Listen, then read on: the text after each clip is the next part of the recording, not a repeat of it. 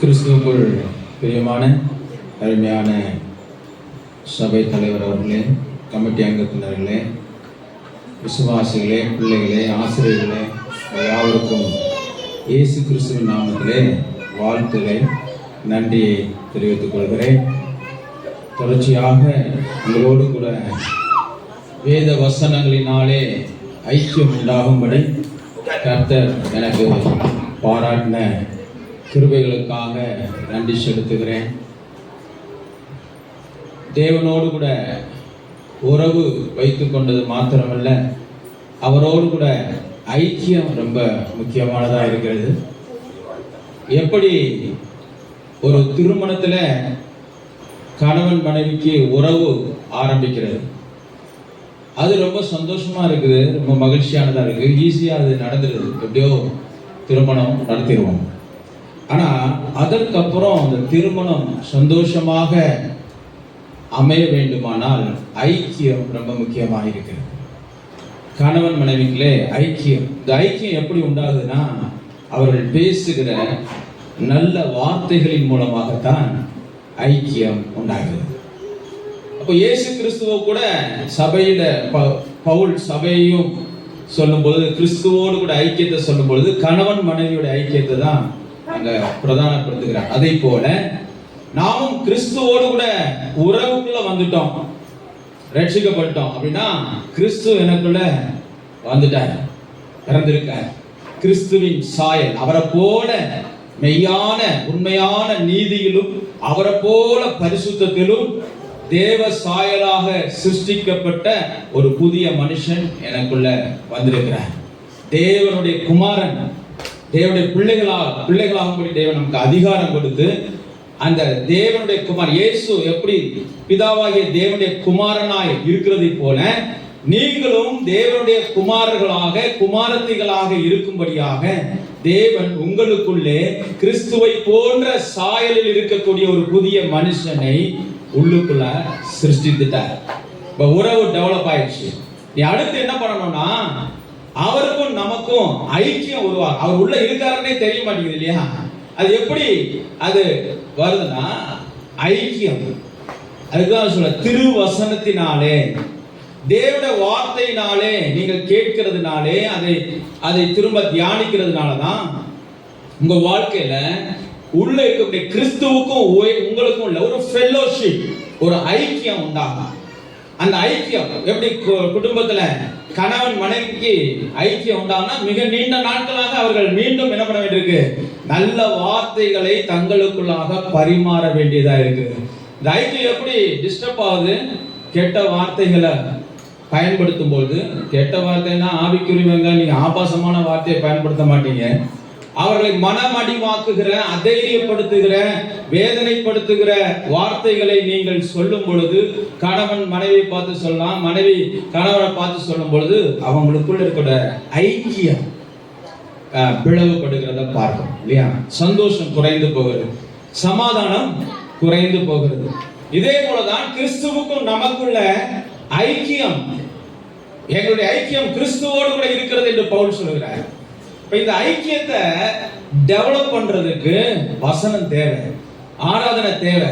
எப்படி ஒரு மனுஷனுக்கு தண்ணீர் தேவை, சில நேரத்துல உற்சாக பானம் குடிக்கிறோம், நல்ல டீ காஃபி நல்ல ஜூஸ் எல்லாம் குடிக்கிறோம். வெறும் காஃபி டீ ஜூஸ் குடிச்சு ஒரு நாள் வாழ முடியும்னா வாழ முடியாது. நல்ல பலமான ஆகாரமும் நமக்கு தேவைப்படுது.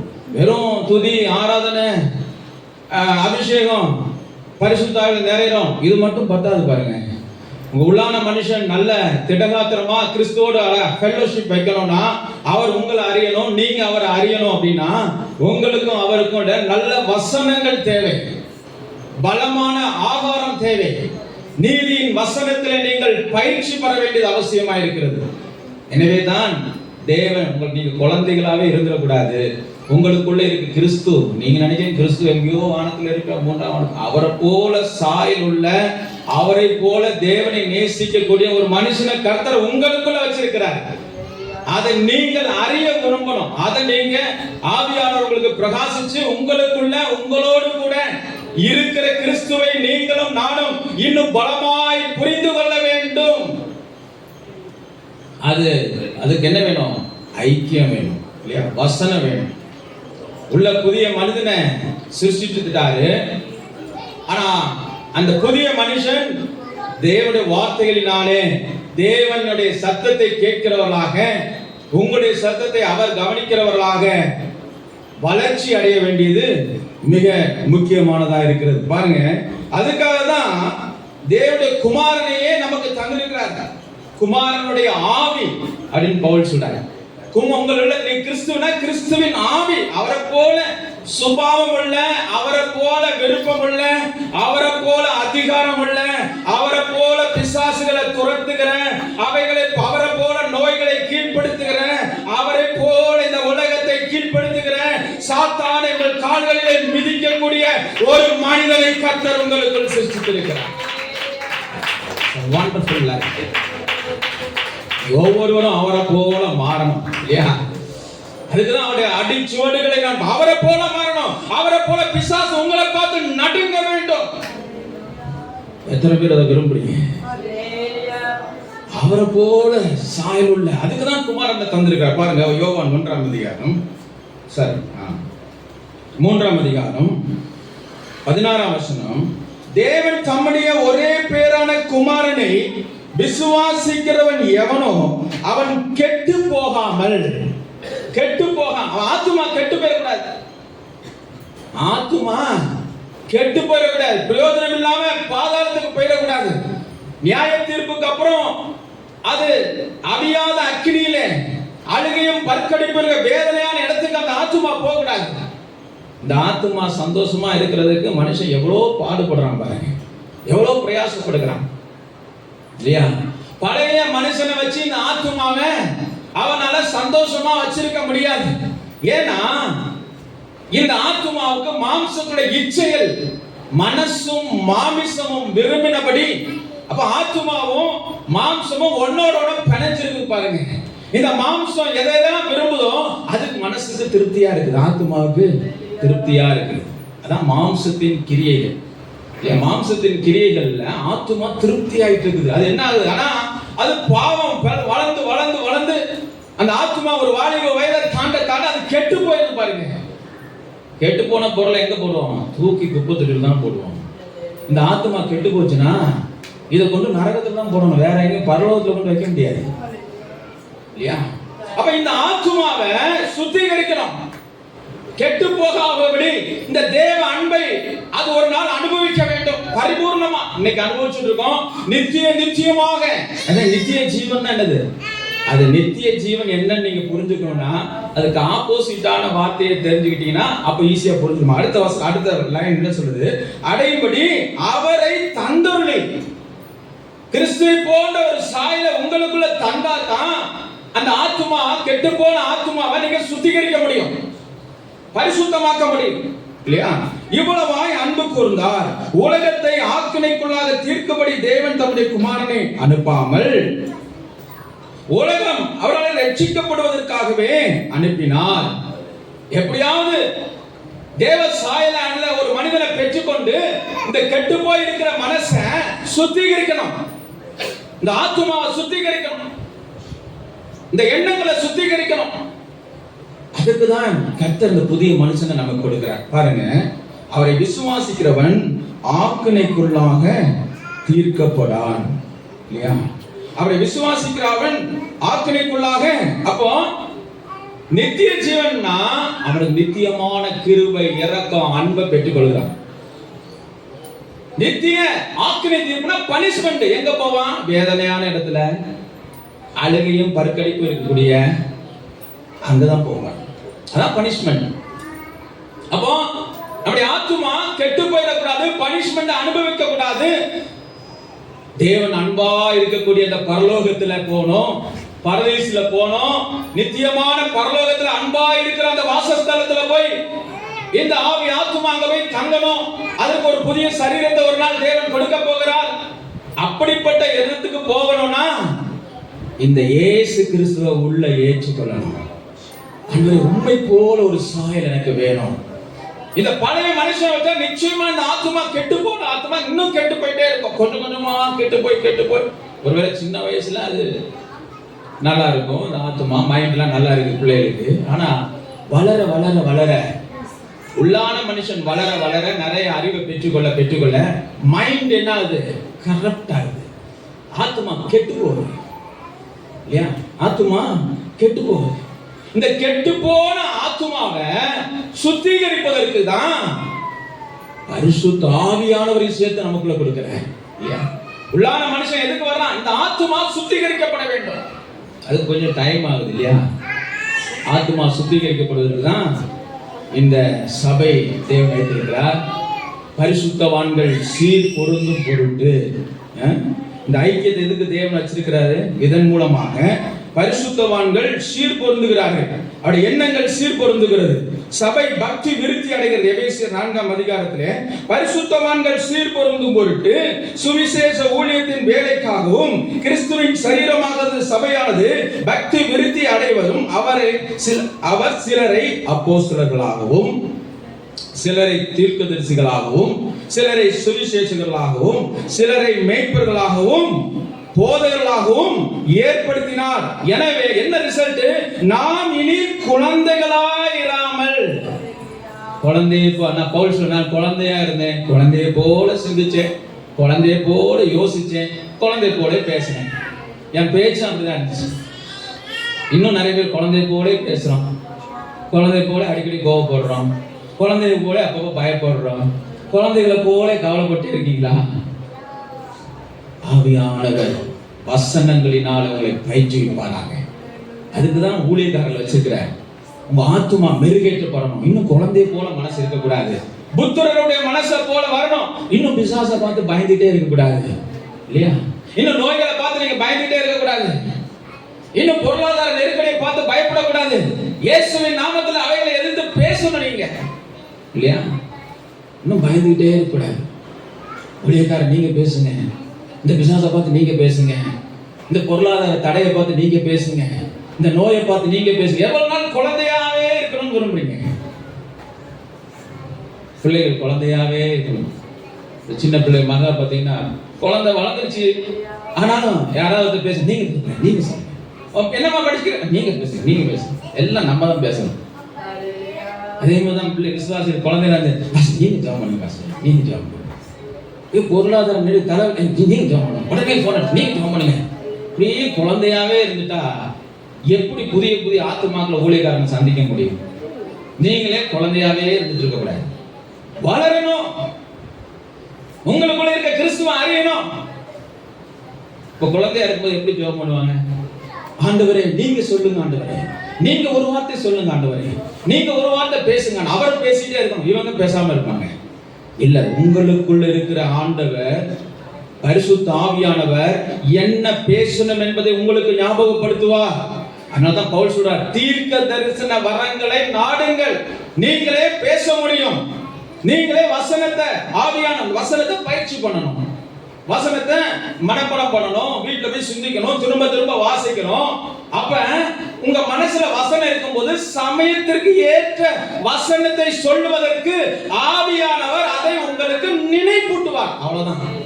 வீட்டிலே பேசி பழகணும், கணவன் மனைவிட்ட பேசி பழகணும், பிள்ளைகிட்ட பேசி பழகணும், மார்க்கெட்ல பேசி பழகணும், வேலை பார்க்கிற இடத்துல இந்த வசனத்தை ஒத்த வசனங்களை நீங்கள் பேசி பயிற்சி எடுக்க வேண்டும். அதற்கு தான் தேவன் சபையை வைத்திருக்கிறார். ஏதோ ஊழியக்காரங்க தான் பேசுவாங்க, அல்லது அவங்க தான் பேசுவாங்க. அப்புறம் நீங்க ஒவ்வொரு உங்களுக்குள்ள கிறிஸ்துவ தந்துட்டாங்க. அவரை வளர்த்து எடுத்து வசனத்தை ஜெபத்துல வசனத்தை கேட்டு கேட்டு கேட்டு நீங்க என்ன பண்ணணும்? அந்த காலத்துல பைபிளே இல்லாத டைம்ல பெரேயாவுல உள்ள மக்கள் இந்த வசனத்தை கேட்டு கேட்டு பவுல் சொல்றதை கேட்டு வீட்டுல போய் பயிற்சி பண்ணாங்களே, நற்குணசாலிகளா மாறினாங்களே, பிசாசுகளை துரத்தவங்களா மாறினாங்க. அவங்க ஒரு நாள் பவுல்கிட்ட போய் அவங்க ரெக்வெஸ்ட் பண்ணிட்டு இருக்கலையே. அதுபோல ஒவ்வொருவரும் மாற முடியும். உங்கள் ரட்சிக்கப்பட்ட மறுபடியும் பிறந்த ஒவ்வொருவருக்குள்ளேயும் கிறிஸ்துவின் சாயலுள்ள ஒரு மனிதர் இருக்கிறார். கிறிஸ்து இருக்கிறார். ஏன் பவுல் சொல்றார் இல்லையா? கலாத்தியர்ல பவுல் சொல்லும்போது என்ன சொல்ற? கிறிஸ்து எனக்குள்ளே இருக்கிறார். அவர் சொல்ற பாருங்க, கலாத்தியர் 2ஆம் அதிகாரம், கிறிஸ்துவுடனே கூட சிலுவையிலே அறையப்பட்டேன், ஆயினும் பிழைத்திருக்கிறேன், இனி நான் அல்ல, கிறிஸ்துவே எனக்குள் பிழைத்திருக்கிறார். கிறிஸ்துவே எனக்குள் பிழைத்திருக்கிறார். திரும்பவும் அவர் கலாத்தியர் சொல்றாரு பாருங்க, கலாத்தியர் 4ஆம் அதிகாரம், என் பிள்ளைகளே, கிறிஸ்து உங்களிடத்திலே உருவாகும் அளவு உங்களுக்காக மறுபடியும் கர்ப்ப வேதனைப்படுகிறேன். அப்ப கிறிஸ்து உருவாகுவதற்கு தான் சபை பிரயாசப்படுத்திக் கொண்டே இருக்கிறது. எதுக்கு இவ்வளவு ஜெபங்கள், முழு இரவு ஜெபம், உபவாச ஜெபம், ஸ்பெஷல் கூட்டங்கள்? எதுக்காக? உங்களுக்குள்ள கிறிஸ்து வளரும்படியாகத்தான். உங்களுக்கு நல்ல உணவு கொடுத்து, உள்ளான மனுஷனுக்கு நல்ல உணவு கொடுத்து, பலமான ஆகாரத்தை கொடுத்து, என்ன பலமான ஆகாரத்தை கேட்கணும். நிறைய பேர் பிரசங்கம் நடக்கும்போது எழுந்து ஓடிடுறாங்க. சாப்பாடு வேண்டாம் போல இருக்கு, தண்ணியை மட்டும் குடிச்சுட்டு போயிடுறாங்க. பலன் இருக்காதுங்க, குடும்பங்கள் ஐக்கியம் வராது. ஏன்னா இந்த வசனத்தை பேசினாதான் குடும்பம் ஐக்கியமாகும். இல்லாட்டா உலக வார்த்தை தான் பேசிட்டே இருப்பாங்க. உலகம் பேசுற மாதிரி பேசிட்டே இருப்பாங்க. இப்ப கிறிஸ்து பேசுற மாதிரி பேசினாதானே குடும்பம் ஐக்கியமா இருக்கும், பிள்ளைகள் ஐக்கியமா இருக்க முடியும். குடும்ப சமாதானம் வேணுமா? இயேசு பேசுறது போல பேசி பழக வேண்டாமா? பிள்ளைகளே பேச முடியுங்க. பரிசுத்தால் மாம்சமான யாவர் மேலும் என் ஆவியை ஊற்றுவேன், உங்கள் குமாரர்கள் குமாரத்திகள் தீர்க்க தரிசனம் சொல்லுவார்கள். உங்க வீட்டுல வந்து சொல்லுவாங்க, அப்பா அம்மா கோவப்படும் போது அவங்க இங்க கேட்ட வசனத்தை ஊழியக்கார சொன்னா பாத்தீங்களா, கோவப்பட்டாலும் பாவம் செய்யக்கூடாது. தீர்க்க தரிசனம் சொல்றாங்களா இல்லையா? அதாங்க தீர்க்க தரிசனம். வேற என்ன? வசனத்தை அப்படியே சொல்லி சமயத்திற்கு ஏற்ற வசனத்தை சொல்லி கொடுப்பாங்க. பிள்ளைகள் சொல்லி அவங்க நல்லா கவனிச்சு சொல்லி கொடுத்துருவாங்க உங்களுக்கு. அதுதான் சொல்றாரு, உங்கள் குமாரர்களும் குமாரத்திகளும் தீர்க்க தரிசனம் சொல்லுவார்கள். வீட்டுல வந்து சொல்லுவாங்க. நீங்க சண்டை போட்டீங்கன்னா சொல்லுவாங்க, வசனத்தை சொல்லுவாங்க. கெட்ட வார்த்தை பேசக்கூடாதுன்னு சொல்லி இருக்கிற வசனம். ஆவியானவர் அந்த வசனத்தை அவங்களுக்கு நினைப்பூட்டுவார். இதுதான் தீர்க்க தரிசனம். ஸ்கூல்ல போன பிள்ளைகள் சொல்லுவாங்க, உலகத்தான் சொல்லுவாங்க, இப்படி விட்டு எடுத்து பிரயாசப்பட்டவன் தான் பலனை முந்தி அனுபவிக்கணும் எங்க வசனம் சொல்லுது. ஆவியானவர் அவங்களுக்கு நினைப்பூட்டுவாங்க, பிரயாசப்படணும், நல்லா உழைக்கணும், நல்லா படிக்கணும், குறுக்கு வழியில முன்னேற முடியாதுன்னு அவர்கள் தீர்க்க தரிசனம் சொல்லுவார்கள். ஏதோ தீர்க்க தரிசனம் கண்ணை மூடிட்டு அந்நிய பாஷை பேசுறது மட்டும் இல்லைங்க, அது அவங்களுக்கு பக்தி விருத்தி உண்டாகிறதுக்கு, மற்றவர்களுக்கு ஆறுதல் உண்டாக பேச வேண்டும், மற்றவர்களுக்கு பக்தி விருத்தி உண்டாக பேச வேண்டும் இல்லையா? மற்றவர்கள் புத்தி சொல்லும்படியாக பேசுறதுதான் தீர்க்க தரிசனம் சொல்லுதல். தீர்க்க தரிசனம் சொல்லுதல் வேற, தீர்க்கதரிசி வேற. ரெண்டையும் கன்ஃபியூஸ் பண்ணியாதீங்க. தீர்க்கதரிசி என்ற ஊழியம் வந்து எதிர்காலத்தை குறித்து நாளைக்கு நடக்கிற காரியங்களை சொல்ல தீர்க்கதரிசி ஊழியம். தீர்க்க தரிசனம், இந்த சபைக்கு சொல்லப்படுகிற தீர்க்க தரிசனம் சொல்லுதல் அப்படிங்கிறது எல்லாருமே அதை செயல்படுத்த முடியும். வசனத்தை பயிற்சி செய்யற எல்லாருமே செயல்படுத்தக்கூடிய ஒரு காரியம் தான் தீர்க்க தரிசனம் சொல்லுதல்.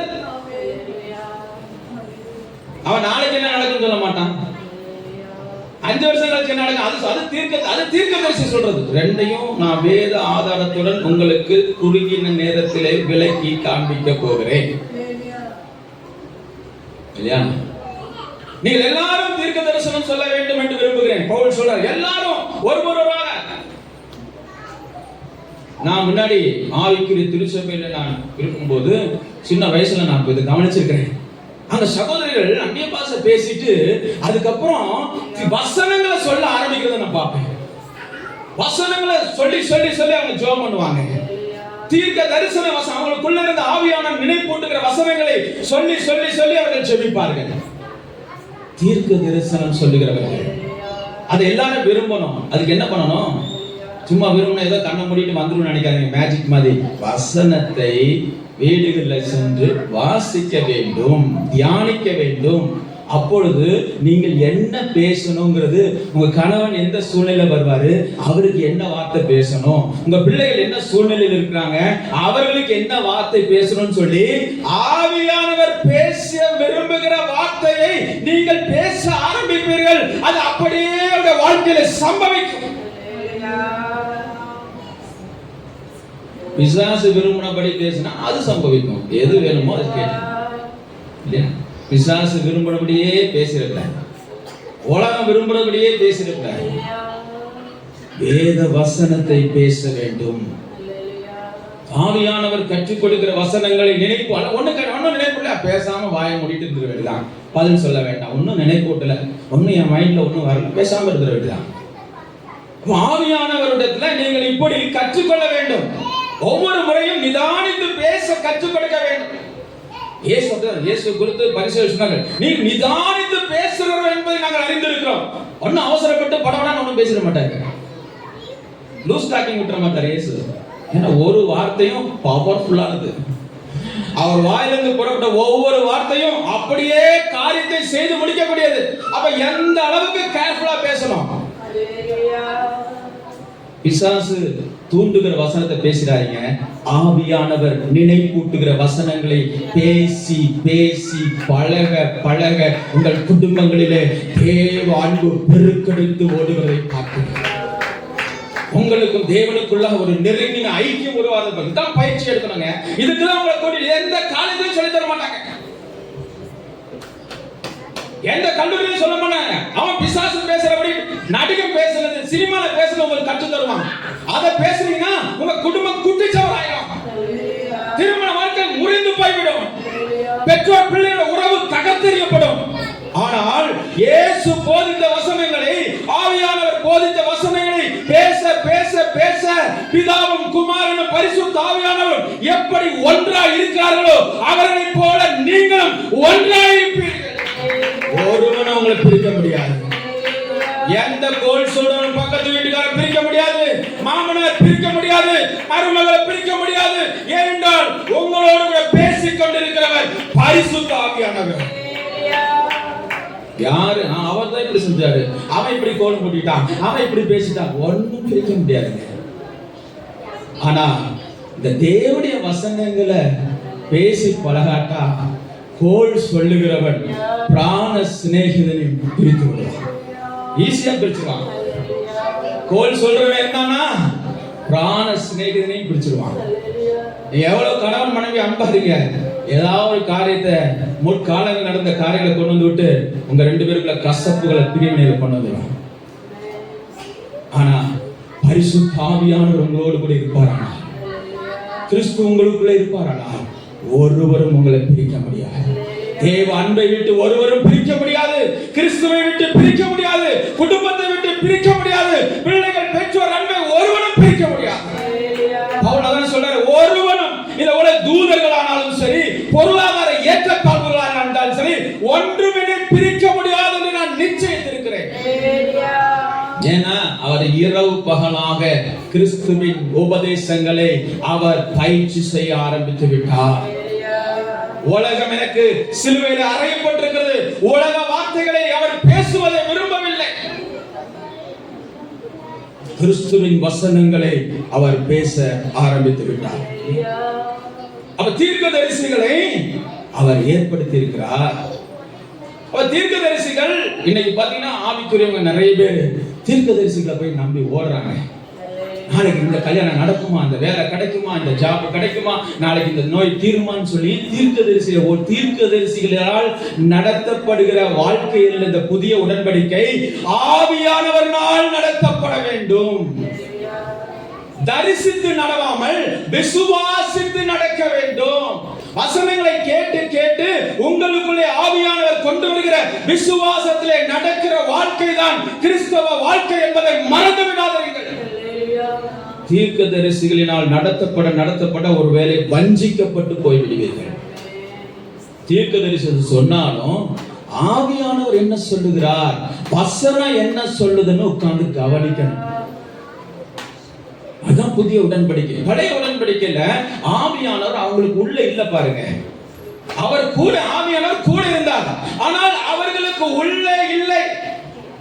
அவருடைய சரீரத்துக்குள்ளே அவர்களுடைய ஆவியோடு பரிசுத்த ஆவியானவர் ஐக்கியமா இல்லை. நம்ம இன்னைக்கு என்ன சொல்றோம், நம்ம ஜெபிச்சு முடிக்கும் போது சொல்றோம், பரிசுத்த ஆவியின் ஐக்கியம் எங்களோடு கூட இருப்பதா சொல்றீங்களா? இல்ல என் ஆத்துமாவை கர்த்தரை சொல்லும்போது பரிசுத்த ஆவியோட ஐக்கியம் என் உள்ளான மனுஷனோடு ஆவியானோட ஒன்றிணைப்பு வசனம் என்னோடு இருப்பதா என்று சொல்லி முடிக்கிறோம். அன்னைக்கு ஆவியானுடைய ஐக்கியம் அந்த தீர்க்கதரிசனத்துல ஆவியானவர் கூட இருந்தார், அவ்வளவுதான். வருவாரு, சொல்லுவாரு, போயிடுவார், அவ்வளவுதான்.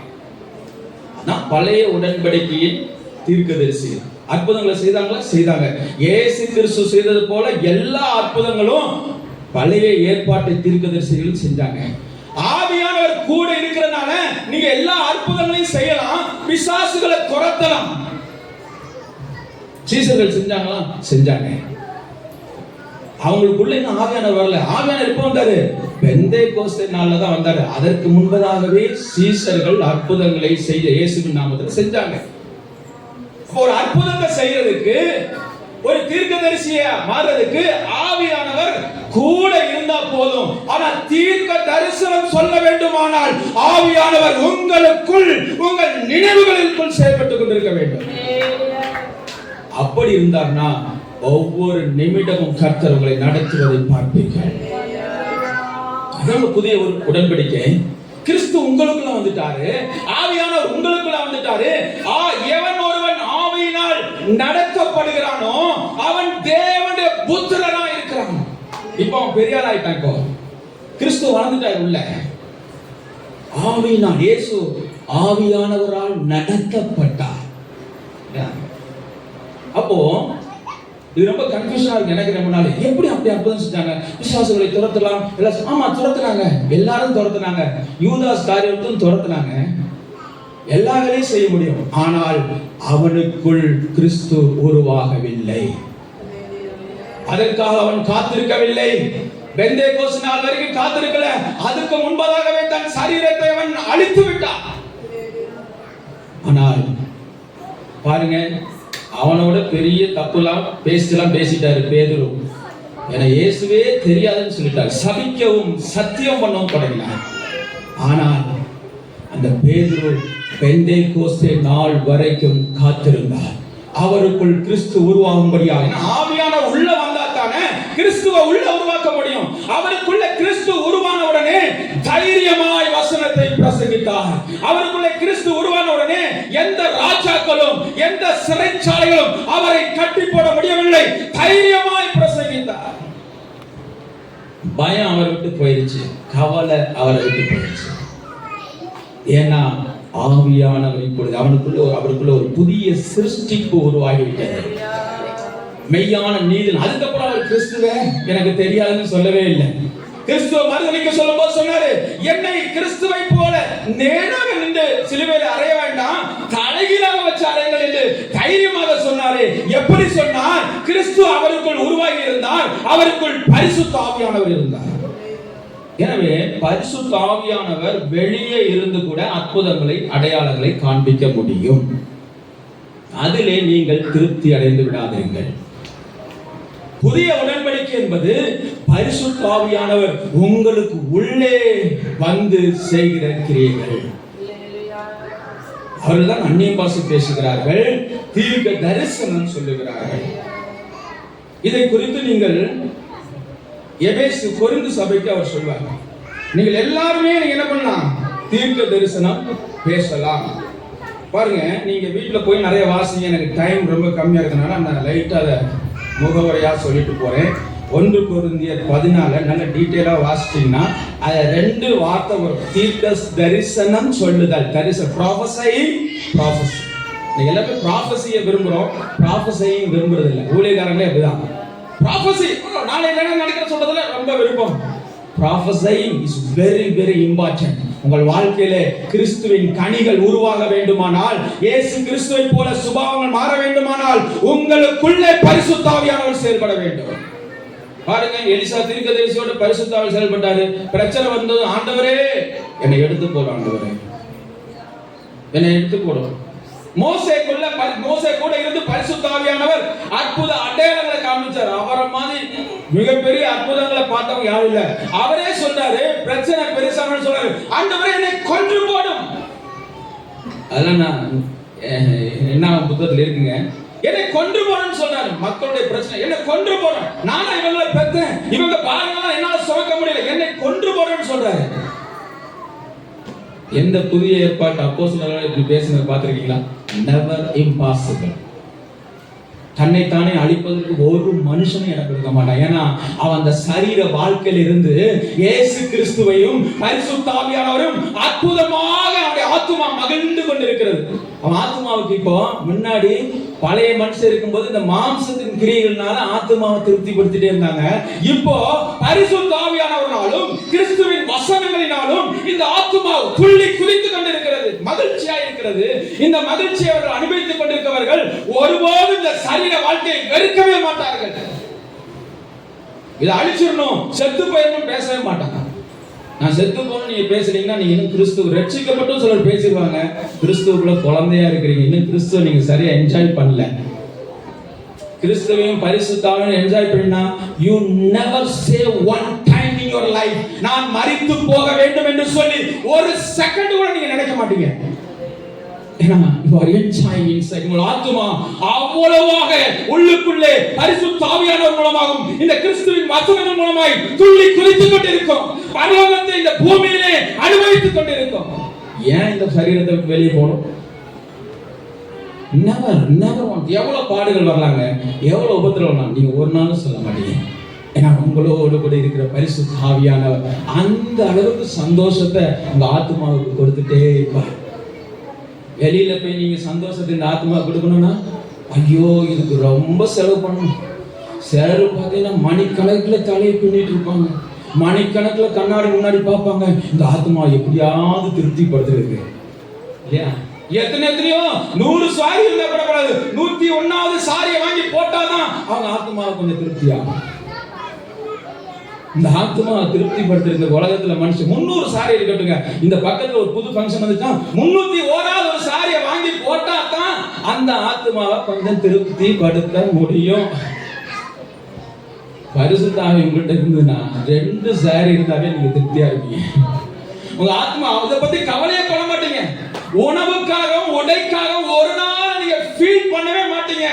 எப்பொழுது நீங்கள் பரிசுத்த ஆவியினால் நடத்தப்பட்டு கொண்டிருப்பீர்களா? You never worry about that. ஒரு சமயம் இயேசு கிறிஸ்து வந்து ஒரு செல்வந்தனான ஒரு வாலிபன் சொல்றதை குறித்து இயேசு கிறிஸ்து சொல்லுவார். அதுக்கு அப்புறம் தான் லூக்கா அதை எழுதுறாரு. உணவுக்காகவும் உடைக்காகவும் கவலைப்படுகிறது குறித்து சொல்றாரு. லூக்கா 12ஆம் அதிகாரம் 19வது வசனத்துல இருக்கு. அவன் சொல்றான், ஆத்துமாவே, ஏன்னா அவனுக்கு ஆவியை பத்தி தெரியல, ஆவிதான் பழைய ஆவிதான் இருக்குது. அவனுக்கு தெரிஞ்சதுன்னா ஆத்மாவை மனசும் மாம்சத்தையும் சந்தோஷப்படுத்திக்கிட்டே இருக்கணும். மாம்சம் விரும்புறபடி எல்லாம் செஞ்சா ஆத்மாவுக்கு ரொம்ப சந்தோஷம். ஆத்மாவே, உனக்காக அநேக வருஷங்களுக்கு அநேக பொருட்கள் சேர்த்து வைத்திருக்கிறேன். கவலைப்படாத ஆத்மாவே, 300 சாரி இருந்தானே, புதிய ஃபங்க்ஷன் வருதா 301 வாங்குறதுக்கு காசு இருக்கு, நோ ப்ராப்ளம். ஆத்மா நீ கவலைப்படாத. காது குத்து வருதா, நூலு கட்டு வருதா, ஒண்ணுத்தையும் கவலைப்படாத.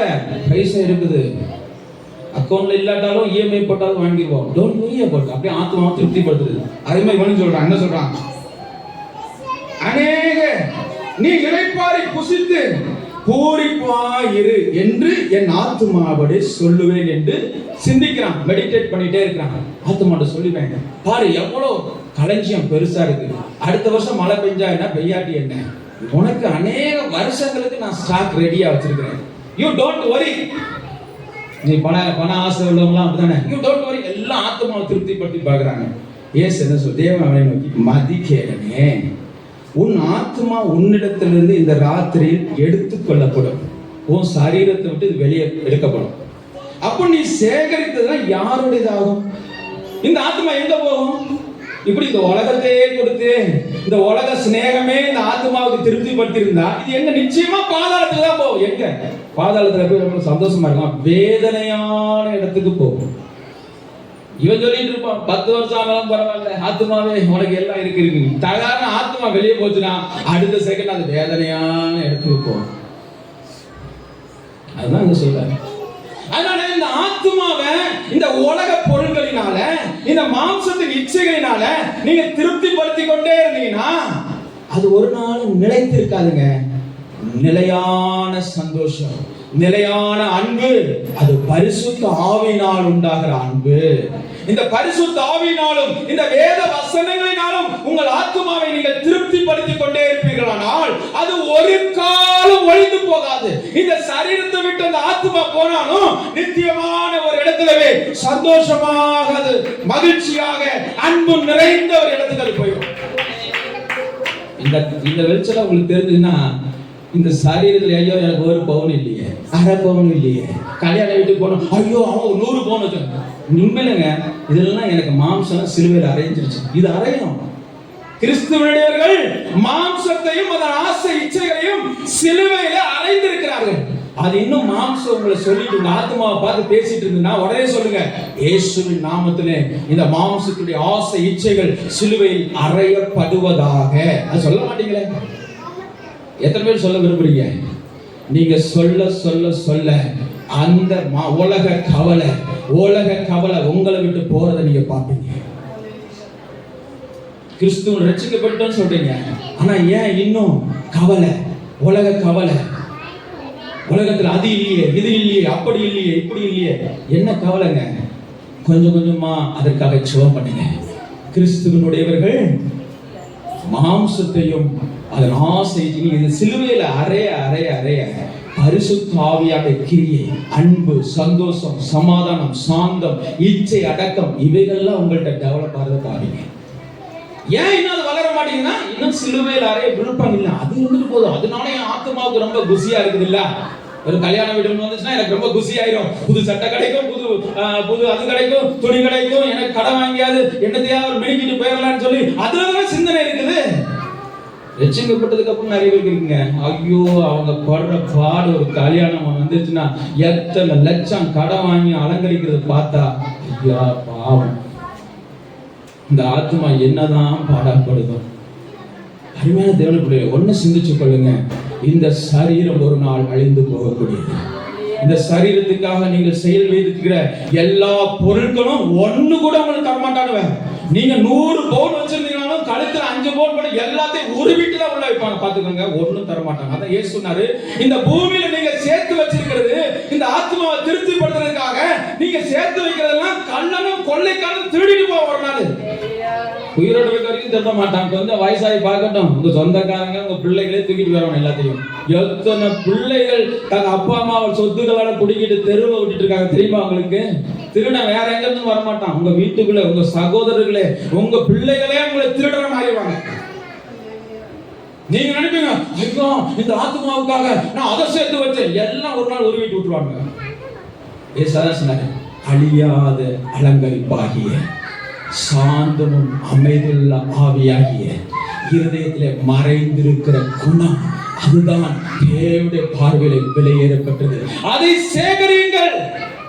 அந்த ஆத்மாவுக்கு அந்த அணிகலன்களாக சாந்தம் அமைதியுள்ள ஆவியை நீங்கள் அணிகலன்களாக மாற்றுவதற்கு மாம்சத்தை சிலுவையிலே அறைய ஒப்புக் கொடுங்கள்.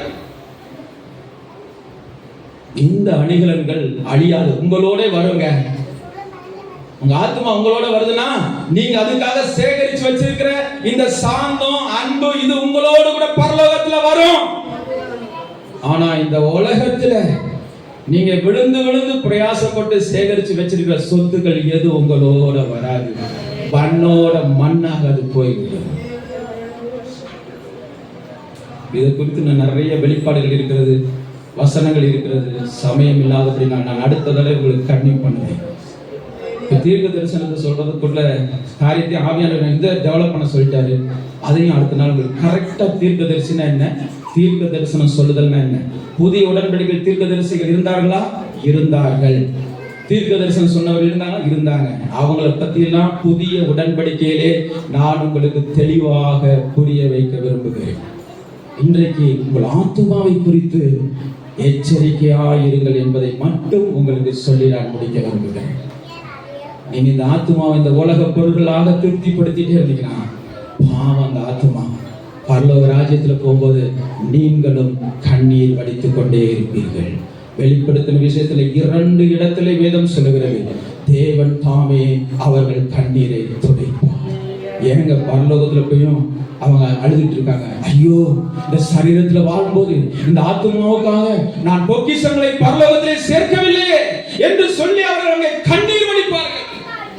அப்பேற்பட்ட கூட்டத்தில் நீங்கள் நிற்கக்கூடாது என்பதற்காக தான் இன்றைக்கு நான் உங்களோடு சொல்லுகிறேன், பரலோகத்திலே நல்ல பொக்கிஷங்கள் இருக்கிறது. நல்ல தேவ அன்பு, தேவ சாந்தம், அமைதியில் உள்ள ஆவி, தேவன் பார்வையிலே வெளியேறப்பட்ட முத்துக்களை போல ஜொலிக்கக்கூடியவர்களாக பரலோக ராஜ்யத்திலே நீங்களும் நானும் செல்ல வேண்டும் என்பதற்காகவே இந்த காலை நேரத்திலே உங்களோடு கூட நான் பிரசங்கித்துக் கொண்டிருக்கிறேன். வெறும் கையனாக ஒன்றுமில்லாமல் நாங்கள் சென்று விடாதீர்கள். தேவ அன்பிலே நிறைந்து செல்லுங்கள், தேவ சமாதானத்தில் நிறைந்து செல்லுங்கள். சாந்தமும் மனதுருக்கமுள்ள கிறிஸ்துவை போன்ற நற்குணசாலிகளாய் கடந்து செல்லுங்கள். தங்கத்தை போல வெளியேற பெற்றது அதுதான். தேவன் பார்வையிலே உங்கள் இருதயத்தை பார்க்கிறார். உங்கள் இருதயத்திலே நீங்கள் என்ன சேகரித்து வைத்திருக்கிறீர்கள்? கசப்பையும் வைராக்கியத்தையும் சேகரிச்சு எப்படியாவது அதை இயேசுவின் ரத்தத்துல கழுவிட்டு போயிடலாம் நினைக்காதீங்க. அங்க போயும் கண்ணீர் வடிச்சுட்டே இருப்பீங்க. அங்கே அநேக வாசஸ்தர்கள் அங்க ரொம்ப மகிழ்ச்சியா இருக்கிற நேரம் இருக்கு, இடையில கண்ணீர் வடிக்கிறாங்க இடமும் வந்து இருக்குது. ஏன் துக்கப்படுறாங்கன்னா, ஐயோ இந்த உலகத்துல இந்த பணத்துக்காகவும் இந்த பெருமைக்காகவும் இந்த வேலையை நினைச்சே நான் காலத்தை வேஸ்ட் பண்ணிட்டேனே. என் தேவன் எனக்கு கொடுத்த ஆயுசு நாள் அத்தனையும், இந்த சரீர வாழ்க்கை அத்தனையும் என் ஆத்துமாவுக்காக கொஞ்சம் கூட நான் கவனம் இல்லாம இருந்துட்டேனே. ரட்சிக்கப்பட்டது உண்மை, பரிசுத்த ஆவியை பெற்றது உண்மை, ஆனால் என் ஆத்துமாவிற்காக நான் துக்கப்படவில்லை. லௌகீக துக்கம் தான் எனக்குள் இருந்தது. ஆவிக்கேற்ற துக்கம் எனக்குள்ளே வெளிப்படவில்லை. உங்களுக்குள்ளே ஆவிக்கேற்ற துக்கம் உண்டாகும்படியாக, மனம் திரும்புதல் உண்டாகும்படியாக உங்களுக்காக நான் பிரசங்கித்துக் கொண்டிருக்கிறேன். ஆவிக்குரிய துக்கம் உங்களுக்குள் உண்டாகும் பொழுது மனம் திரும்புதல் உண்டாகும்.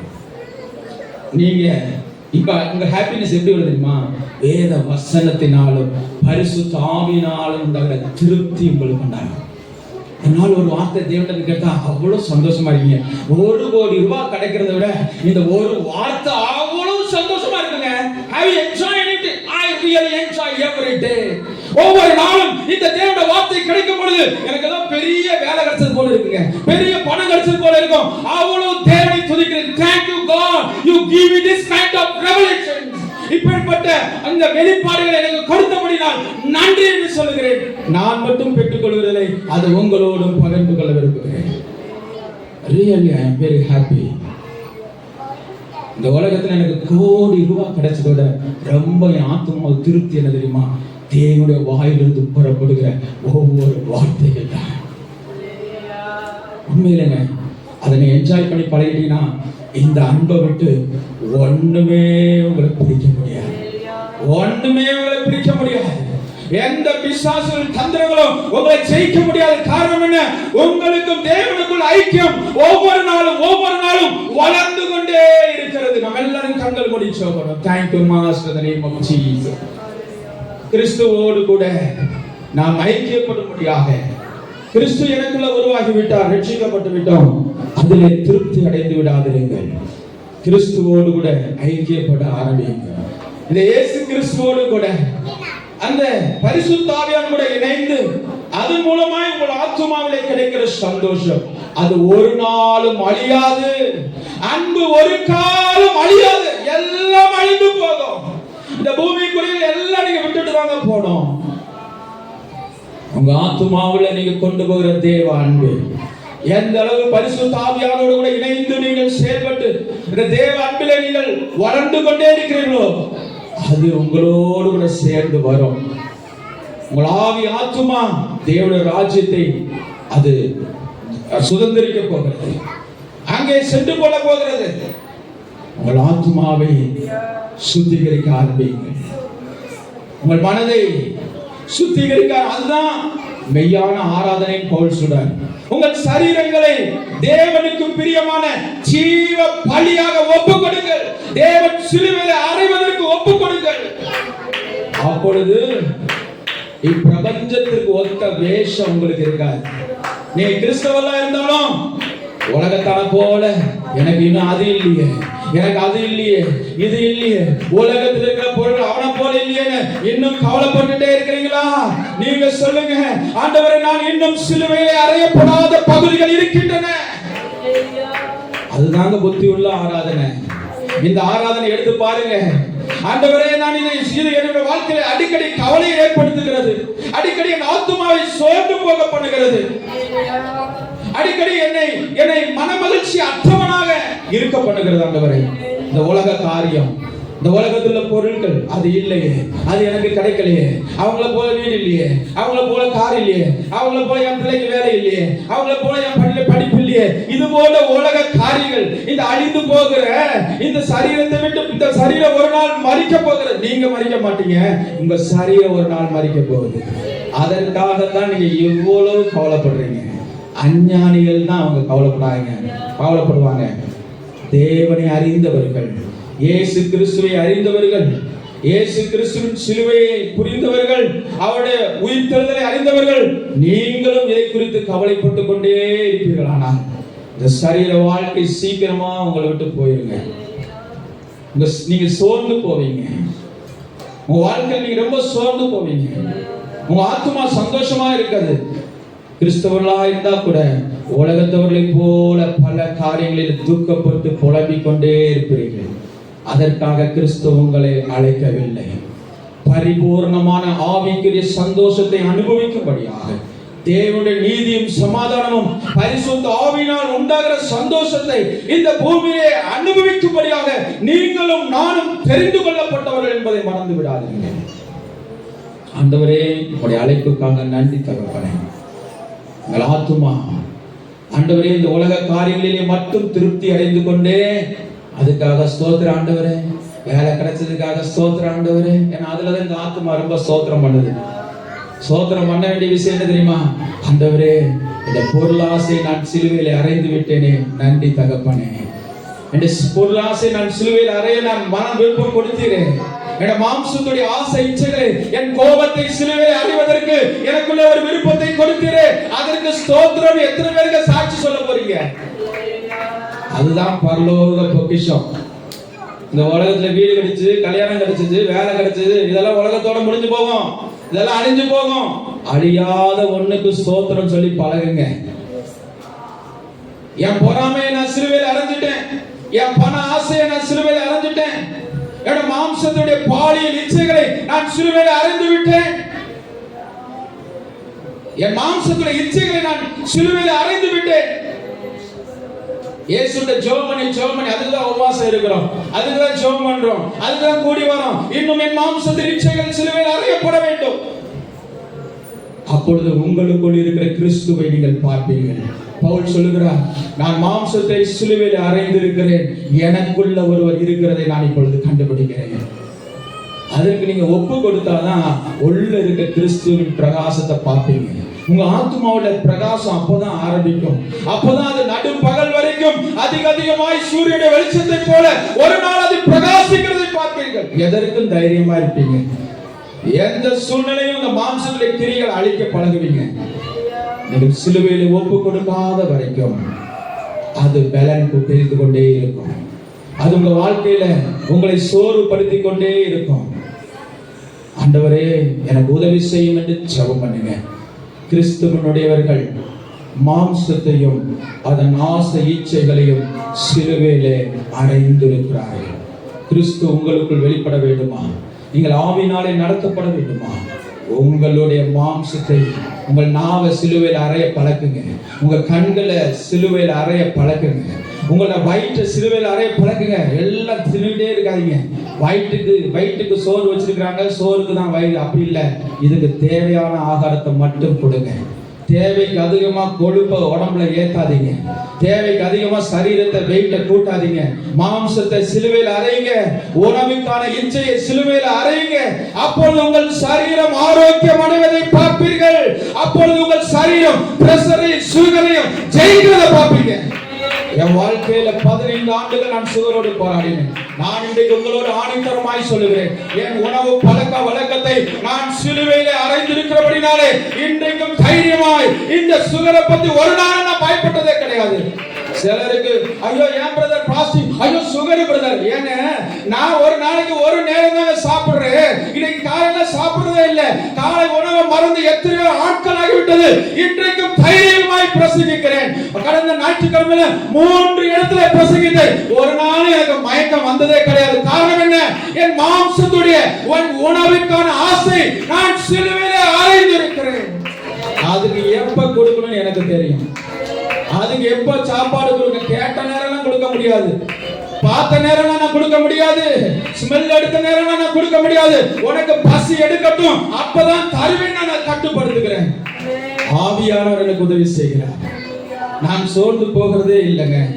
வெளியான இன்றைக்கு 10 வருஷத்துக்கு முன்னாடி சுகர் இருக்கும் போது இருந்த பலகீனத்தோட இன்றைக்கு நான் மிகுந்த ஆரோக்கியம் உள்ளவனா இருக்கிறேன், மிகுந்த சந்தோஷம் உள்ளவனா. காரணம் என்ன?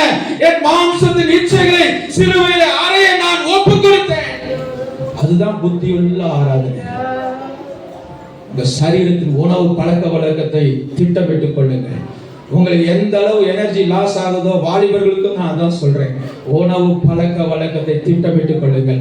அப்பொழுது இந்த உலகத்தினுடைய பாரம்பரிய நோய்களை ஜெயிக்கும்படியாக அவைகள் உங்கள் கால்களுக்கு கர்த்தர் கீழ்ப்படுத்துவதை பார்ப்பீர்கள்.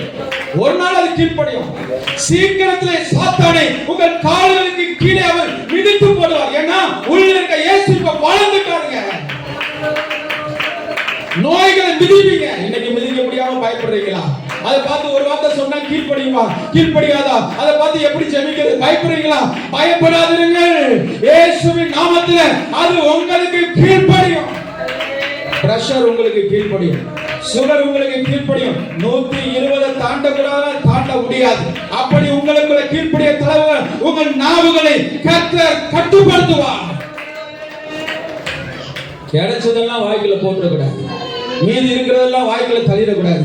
அதுக்கல்ல இந்த சரீரம். இந்த சரீரம் தேவனுடைய ஆலயம். கர்த்தரை மகிமைப்படுத்துவதற்காக உள்ள இருக்கிற பரிசுத்த ஆவியானவரும் உள்ளே வளர்ந்து கொண்டிருக்கிற இயேசு கிறிஸ்துவின் சாயலும் உள்ள மனிதனுக்காகத்தான் இந்த சரீரம் வைக்கப்பட்டிருக்கிறது என்பதை நீங்கள் மிகவும் கவனமாக எண்ணிக்கொள்ளுங்கள். இதை பெருமைப்படுத்துறது, இதை பயங்கரமா அலங்கரிக்கிறது ரொம்ப கவனமாயிருங்க. இது அதற்கல்ல உங்களுக்கு கொடுக்கப்பட்டிருக்கிறது. கிரயத்திற்கு கொல்லப்பட்டீர்கள். இயேசு கிறிஸ்து ரத்தம் கொடுத்து இந்த சரீரத்தை வாங்கி இருக்கிறார். உங்க இஷ்டத்துக்கு இந்த சரீரத்தை வாழ வைப்பதற்கு அல்ல, நீங்கள் கிறிஸ்துவினுடையவர்கள். இயேசு கிறிஸ்து விரும்பினபடிதான் இந்த சரீரத்தை நீங்க பராமரிக்க முடியும். உலக மனுஷனை போல பராமரிக்க முடியாது. உலகத்தை போல இதை ஆடம்பரப்படுத்த முடியாது.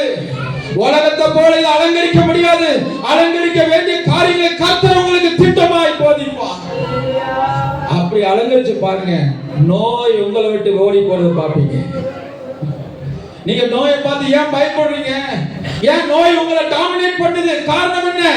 சரீரத்தையும் அதன் ஆசை இச்சைகளையும் சிலுவைக்கு பக்கத்துல இன்னும் கொண்டு போகல. கொண்டு போய் பாருங்க, கொண்டு போய் பாருங்க. சிலுவை அருகாமலே கொண்டு போய் பாருங்க. அது சுத்திகரிக்கப்படுகிறதை பார்ப்பீர்கள். அது ஆரோக்கியம் அடைகிறதை பார்ப்பீர்கள். அது நீடித்து வாழ்கிறதை பார்ப்பீர்கள். எந்த கேன்சரும் எந்த ஆக்சிடென்டும் உங்க சரீரத்தை தேவனுடைய திட்டம் இல்லாம தொட முடியாது. அப்பேற்பட்டது உங்க சரீரம் மாறணும்னா இதிலிருந்து உருவாகிற ஆசை இச்சைகளை சிலுவையிலே அறைய ஆரம்பியுங்கள். ஆரம்பிச்சு பாருங்க, கொஞ்சம் ட்ரை பண்ணி பாருங்க. அது உங்களை விட்டு போகும்போது, இந்த உலகம் சிநேகம் உங்களை விட்டு போகும்போது, இதன் ஆசை இச்சைகள் உங்கள் கால்களுக்கு கீழாக போகும்போது, இப்ப உங்க தலையில அதை டாமினேட் பண்ணிட்டு இருக்குது. அது இப்ப உங்களை லீட் பண்ண ஆரம்பிக்குது. இந்த உலகமும் மாம்சமும் உங்களை வழி நடத்த விரும்புகிறதா? அதை கவுத்து விடுங்கள். ஆவியானவர் தான் என்னை நடத்த வேண்டும், வேத வசனங்கள் தான் என்னை நடத்த வேண்டும் என்று கிறிஸ்துவுக்கு ஒப்பு கொடுத்து பாருங்கள். உங்கள் வாழ்க்கை ஆசீர்வாதமாக இருப்பதை பார்ப்பீங்க. சரீரத்தை குறித்து கவலைப்பட வேண்டிய அவசியமே வராது. நோய்களை குறித்து பயப்பட வேண்டிய அவசியமே வராது. ஏன் இன்னைக்கு நீங்களும் நானும் பயப்படுறோம்? காரணம் என்ன? சரீரத்துடைய ஆசை இச்சைகளுக்கு சில நேரங்களிலே வழி நடத்தப்படுகிறோம். மாம்சத்தினால வழி நடத்தப்பட விரும்புகிறோம். உலகத்தை போல உலகத்தின் தேசத்தினால வழி நடத்தப்பட விரும்புகிறோம். எனவே மாம்சத்துடைய பலகீனங்களை உங்களால் ஜெயிக்க முடியவில்லை. ஆவியினாலே மாம்சத்தின் கிரியைகளை அழித்தால் பிழைப்பீர்கள், வாழ்ந்திருப்பீங்க. இந்த பூமியில நீடித்த ஆயுசோட வாழணும்னு நினைச்சீங்கன்னா மாம்சத்துடைய கிரியைகளை அழிப்பதற்கு பயிற்சி எடுங்கள். ஒவ்வொரு நாளும் உங்க ஆராதனையில் அதை சொல்லுங்க. உங்க ஆராதனையில் அப்படிப்பட்ட புத்தியுள்ள ஆராதனை செயல்படுத்தி பாருங்க. உங்க வாழ்க்கை சந்தோஷமா இருக்கும். இந்த மாம்ச வாழ்க்கை உங்களுக்கு ஒரு பாரமாகவே இருக்காது. லகுவா நீங்க வாழ்ந்துட்டு போகலாம். நல்ல தகப்பனே, உடைய அற்புதமான வார்த்தைகளுக்காக நன்றி செலுத்துகிறேன். நீர் விளம்பிய நம்முடைய வேத வசனங்களுக்காக நன்றி. மக்களுடைய ஆத்துமாவை இன்னும் பிரகாசித்துக் கொடு. உள்ளான மனுஷன் வேத வசனத்தினால நிரப்பப்படட்டான். கர்த்தருடைய வார்த்தை அது ஜீவன் உள்ளது, அது அழியாதது. இது உலகத்துல எல்லாம் அழிந்து போனாலும் அந்த வார்த்தை ஒன்றுமே அழியாது. நித்தியமான இந்த வார்த்தையை பிடித்துக் கொண்டு நித்திய வாழ்க்கைக்கு ஆயத்தப்படுத்தப்பட ஒவ்வொருவருக்கும் கர்த்தர் உதவி செய்வீராக. ஆண்டவரே, ஆவியினால உள்ளான மனுஷன் வல்லமையாய் பலப்படுத்தப்பட கர்த்தருடைய ஆவியானவர் தொடர்ந்து உதவி செய்யும். இந்த வேத வசனங்கள் இவருடைய நினைவிலே தொடர்ந்து வேலை செய்யணும். ஒவ்வொருடைய வாலிபர்களுக்குள்ளே, பிள்ளைகளுக்குள்ளே, மூப்பர்களுக்குள்ளே, ஊழியக்காரர்களுக்குள்ளே இந்த வசனம் தொடர்ச்சியாய் நினைவிலே கொண்டு வரப்படுவதாக. உள்ளான மனுஷன் பிரகாசித்து இவர்களும் உம்மை போல நோய்களை கீழ்ப்படுத்துகிறவர்களாக, பிசாசுகளை துரத்துகிறவர்களாக, ஆண்டவரே சகலமும் இவர்களுக்கு கீழ்ப்படியும்படியாக கர்த்தர் இவர்களை உருவாக்குவீராக. ஒவ்வொருவரும் உருவாக்கப்படட்டும். பெரிய காரியங்களை செய்யும் இயேசுவின் நாமத்தில் பிதாவே. ஆத்துமாவே கர்த்தரை ஸ்தோத்திரி. என் முழு உள்ளமே அந்த பரிசுத்த நாமத்தை ஸ்தோத்திரி. ஆத்துமாவே கர்த்தரை ஸ்தோத்திரி. அவர் செய்த சகல உபகாரங்களை என்றும் மறவாதே. ஆமென். நம்முடைய ஆண்டவராகிய இயேசு கிறிஸ்துவுடைய கிருபையும் பிதாவாகிய தேவனுடைய அன்பும் பரிசுத்த ஆவியாருடைய ஐக்கிய சிநேகமும் நம் அனைவரோடு கூட இன்றும் என்றும் சதா காலங்களும் எப்பொழுதும் தங்கி இருப்பதாக. ஆமென். ஹல்லேலூயா, ஹல்லேலூயா, ஹல்லேலூயா. சமாதானத்தோடு கடந்து செல்லுங்கள். கர்த்தருடைய ஆவியானவர் நம்மோடு கூட இருந்து நம்மை வழி நடத்துவாராக.